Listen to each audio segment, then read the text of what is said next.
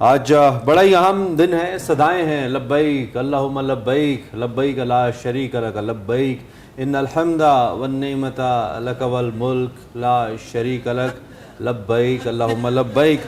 حاضر ہوں اے اللہ، میں حاضر ہوں، تیرا کوئی شریک نہیں، تیرے ہی لیے سب تعریفیں ہیں، نعمتیں اور بادشاہت تیری ہے، تیرا کوئی شریک نہیں۔ حاضر ہوں میرے اللہ، میں حاضر ہوں۔ یہ وہ کلمات ہیں جن کا ورد ان دنوں میں آپ کے لیے لازم ہے، آپ کے لیے باعث برکت ہے۔ ان کی تلقین کی گئی ہے، ان الفاظ کی ان دنوں میں ان کو دہرانے کی، پڑھنے کی۔ دنیا بھر میں ہر مسلمان کی یہ خواہش ہوتی ہے ناظرین کہ وہ فریضہ حج ادا کرے، اور ساری زندگی لوگ پیسے جمع کرتے ہیں، کوشش کرتے ہیں۔ رواں سال یہ جو 1445 ہجری کا حج ہے، اس کا آغاز آج 8 ذی الحج سے ماشاءاللہ ہو گیا ہے۔ بنیادی طور پر اس کے مناسک کا دنیا بھر سے آئے ہوئے عازمین حج بیت اللہ کا طواف کر جو ہے وہ قدوم کرنے کے بعد آج نماز ظہر سے قبل خیموں کی بستی منی پہنچیں گے، جو کہ سب سے بڑی بستی ہے خیموں کی۔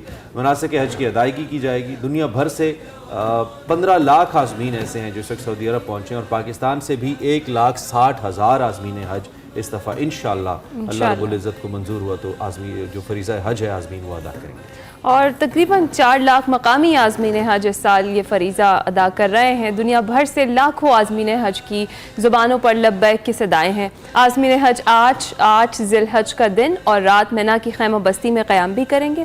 منی کے 21,92,000 مربع میٹر پر پھیلے رقبے پر پھیلے دنیا کی سب سے بڑی خیمہ بستی اب آباد ہو گئی ہے۔ مقدس مقامات پر بہترین انتظامات بھی کیے گئے ہیں، اور ہزاروں بسیں مسلسل عازمین حج کو سفر کی سہولیات فراہم کر رہی ہیں۔ مناسک حج 8 ذی الحج سے 12 ذی الحج تک ادا کیے جاتے ہیں، اور عازمین متعین میقات حج سے احرام باندھ کر کعبہ کی زیارت کے لیے چل پڑتے ہیں، جبکہ کعبہ پہنچ کر طواف کرتے ہیں، پھر منی روانہ ہوتے ہیں اور وہاں یوم الترویہ گزار کر میدان عرفات کے لیے چل پڑتے ہیں۔ یہاں ایک دن کا وقوف ہوتا ہے، یہ دن یوم عرفہ کہلاتا ہے، اور اس روز رکن اعظم یعنی خطبہ حج سنایا جاتا ہے، جو کہ کل ہوگا، اور پھر عازمین حجاج کرام کی سعادت سے سرفراز کیا جاتا ہے۔ بالکل، اور اس کے بعد ایک اہم عمل شیطان کو کنکریاں مارنے کا مرحلہ وہ آتا ہے۔ حجاج جمرہ عقبہ جاتے ہیں، وہاں سے واپسی پر طواف افاضہ کیا جاتا ہے، اور پھر منی جا کر ایام تشریق گزارتے ہیں۔ اس کے بعد حجاج کرام مکہ پہنچتے ہیں، طواف وداع کرتے ہیں،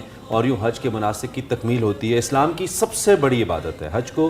اسلام کے اندر ہمارے ایمان کے جو بنیادی اصول ہیں، جو بنیادی پلرز ہیں اسلام کے، ان کا حصہ ہے۔ اور لیکن اگر ہم اعمال کی بات کریں تو اعمال کی مد میں سب سے بڑا عمل، سب سے بڑا ثواب حج کو قرار دیا گیا ہے، اور یہ ہر اس شخص پہ لازم ہے جو کہ صاحب استطاعت ہو، جو کہ یہ کر سکتا ہو۔